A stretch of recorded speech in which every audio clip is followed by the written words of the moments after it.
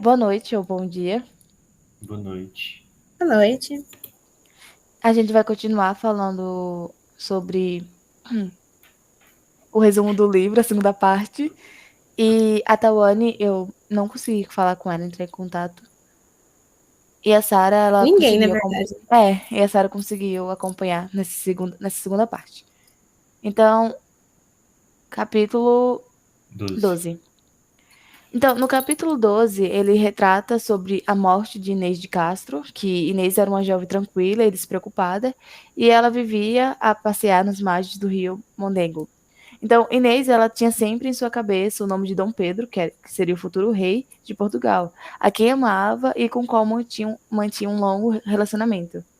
Então, ele também amava muito a Inês, e até que um dia o jovem fez a ela, né, Dom Pedro, a proposta de casamento. Só que aí o pai dele não aceitou, porque ela já tinha filho e tudo mais, e acho que, pelo que eu entendi, parece que a Inês era mais velha. Ela era. Aí o Alfonso VI, que era o. Perdão, Alfonso IV, que era o rei, o pai de Dom Pedro, ele decidiu pôr um ponto final nesse relacionamento e fez das maneiras mais drásticas possível. Ele mandou matar a Inês e para livrar o seu filho deste amor. Então, depois, Dom Pedro se tornou rei e vingou a morte de Inês. E mesmo estando morta, ele a coroou rainha. Tipo, isso é bem bizarro, velho. Coroar uma pessoa rainha. Bom, e após a morte de Dom Pedro, ele foi sucedido por Dom Fernando, que era casado com Dom Leonor, que teve seu primeiro casamento anulado por uma causa de uma sentença falsa. Com a morte dele, subiu ao trono Dom João I, filho bastardo do rei. O povo estava revoltado com os costumes dissolutos de sua mãe, que, recém-viúva, se juntou com um fidalgo galego. O povo, o povo estava tão revoltado com a rainha que eles acabaram matando o seu amante. E a rainha ficou com tanto ódio que decidiu vingar-se a coração do Dom João. E tomando a partida de sua filha, Dom Beatriz, casado com o rei de Castela, é Castela, não é? Uhum. O rei espanhol, feliz com a possibilidade de poder juntar coisas espanholas e portuguesas numa só. Mas o Dom João não entregaria sua coroa sem lutar, então se reuniu com o povo contra os espanhóis.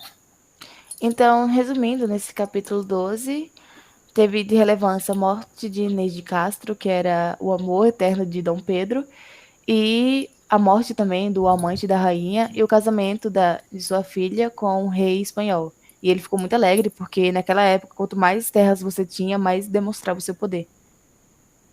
Sim. O capítulo 13. Então, nesse capítulo 13, o Vasco da Gama tinha embarcado no dia 8 de 7 de 1487. E, na verdade, eu acho que. Acho não, tenho certeza. Esse capítulo 13 é como se fosse uma relembrança deles saindo lá. Que eles De... saíram. Isso, de Portugal. Foi. Saíram 8 de 7 de 1487. Aí eles se despediram de famílias e amigos, né? E teve aquele chororô todo. E eles começaram a descer as velas e a sair, se afastando das terras. E até que vê um velho correndo em direção às multidões e começa a jogar várias pragas nos naus deles, na tripulação toda.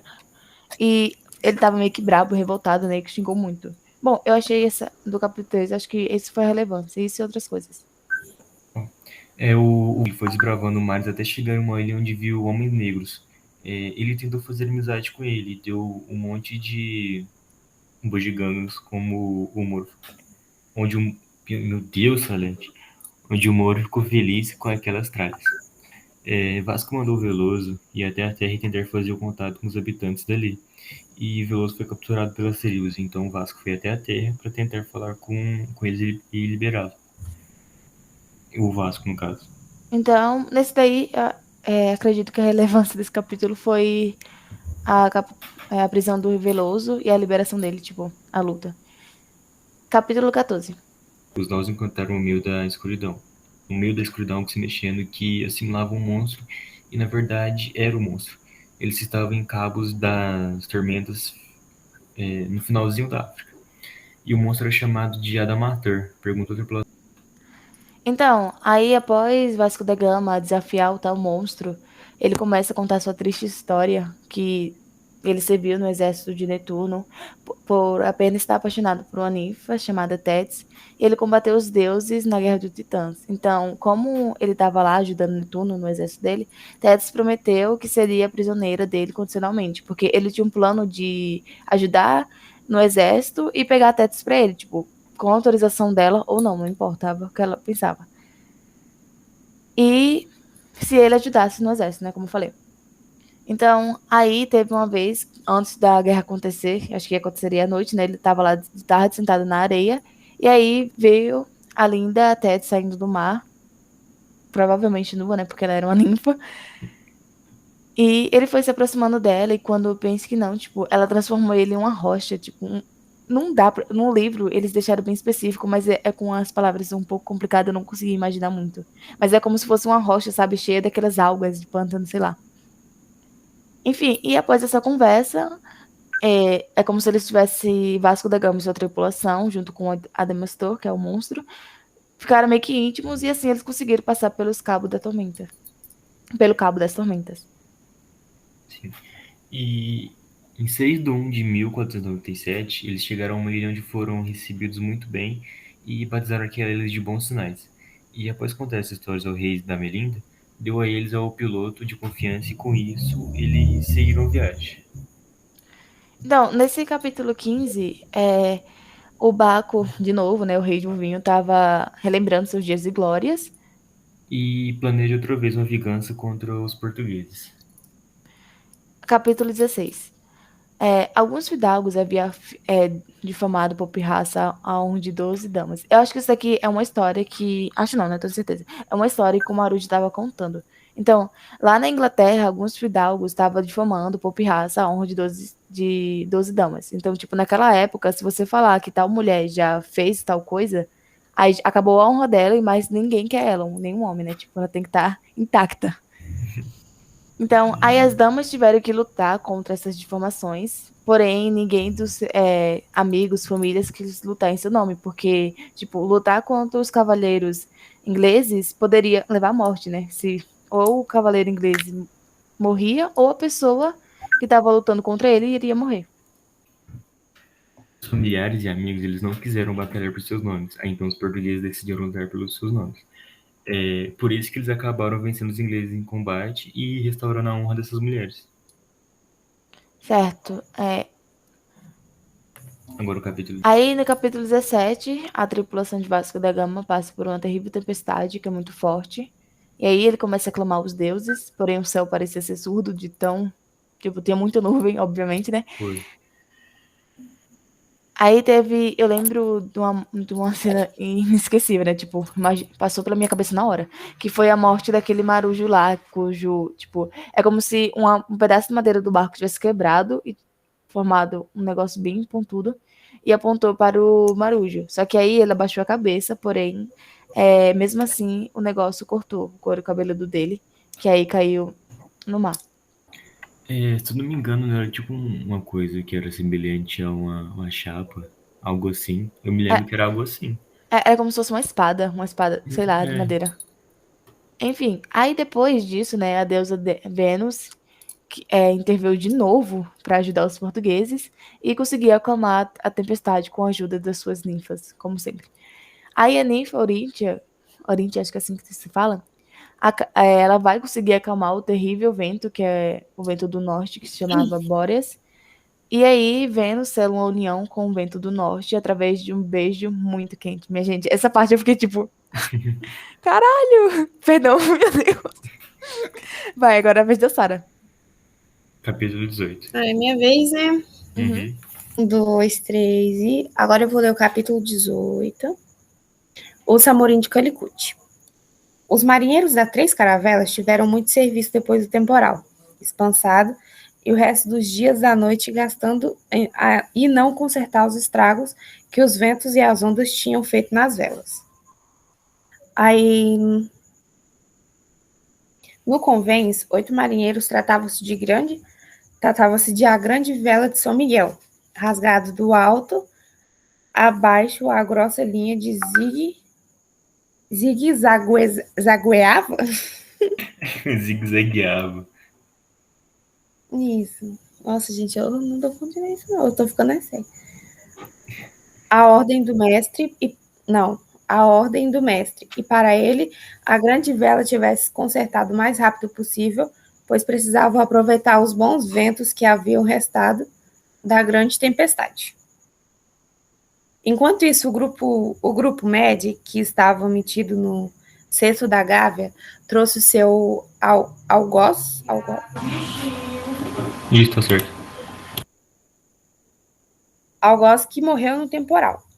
Ele se perguntava onde estava o seu corpo. E começou a imaginar onde estaria que o corpo estivesse esverdeado no marujo boiando nas águas escuras. E depois de imaginar muita coisa, e aos poucos a terra foi se desenhando no horizonte, né? Tomando o contorno de uma grande cidade, cheia de construções, convents, que se juntavam em volta das conversas para presenciar sua chegada. E o Vasco da Gama estava tão feliz que ajoelhou-se silenciosamente e deu graças a Deus por ter chegado. Em meio disso, alguns pescadores surgiram dos tripulantes, vendo que estavam diante dos forasteiros, fizeram sinais para que eles nos acompanhassem até a barra. Né? A cidade de Calicut estava situada entre dois grandes rios, rios indianos, que o rei Dom Manuel tinha visto em seu sonho. Agora é o 19, né? Peraí, então, nesse capítulo 18, ele estava imaginando a morte daquele marujo lá, tipo, por onde ele estava, no mar? É Foi, isso? como que é a situação do corpo dele debaixo da água agora. Ah, tá, entendi. É, eu também percebi isso. Bom, capítulo É isso 19 aí. agora, Sara. Ai, que vergonha. Capítulo 19, Intriga de Malabar.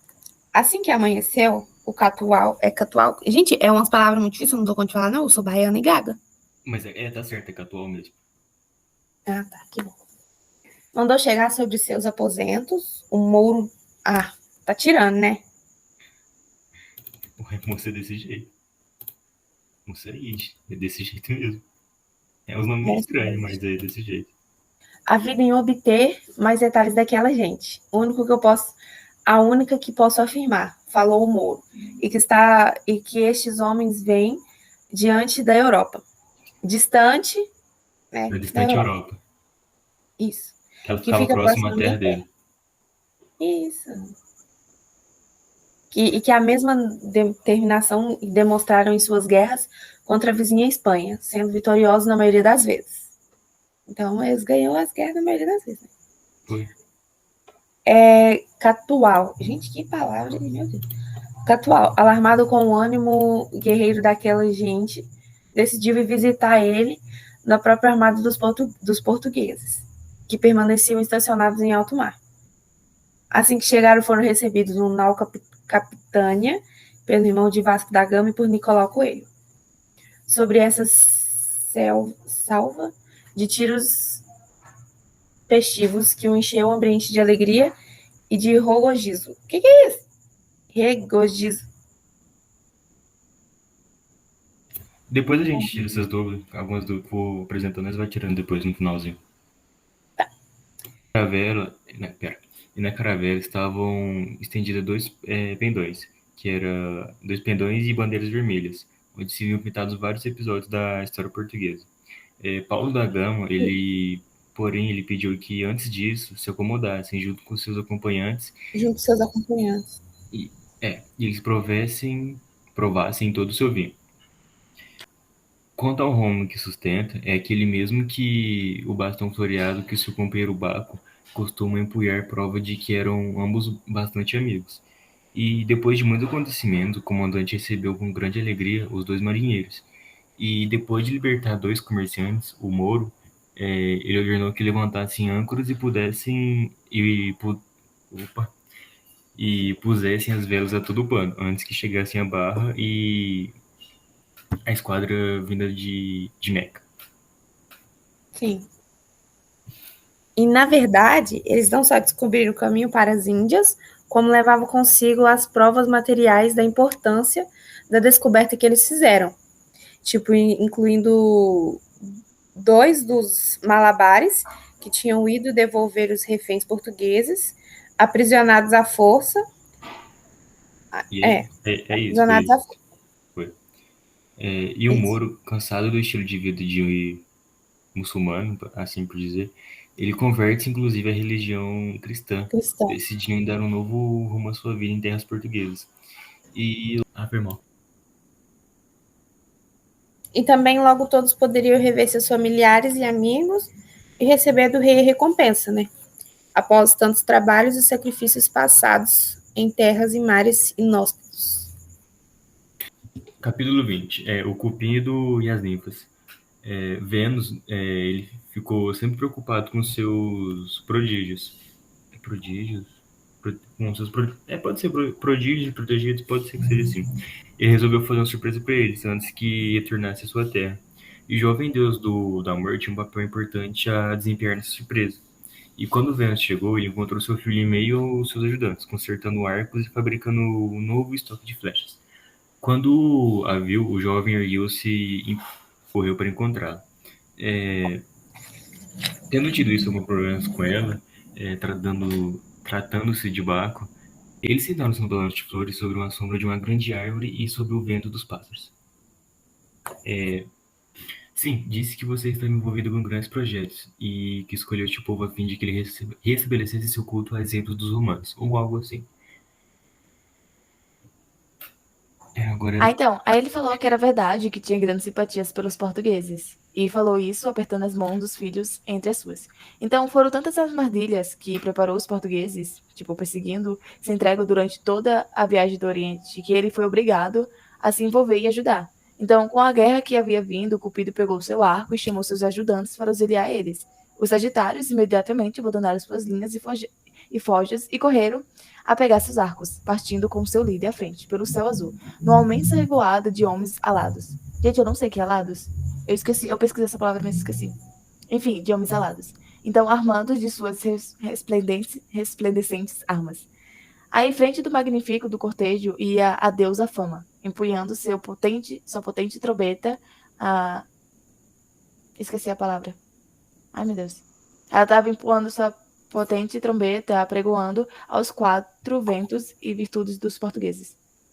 Pera, a deusa Fama que ajudou os portugueses a sair? É isso? Não, depois eu corto essa fase. Embora a viagem ocorreu normalmente, os depósitos de água já estavam quase esgotados, o que obrigavam a parar em algum lugar onde pudessem se reabastecer. E olhos ao mar em busca de alguma ilha, até que, finalmente, o vigia avistou um pequeno pedaço de terra.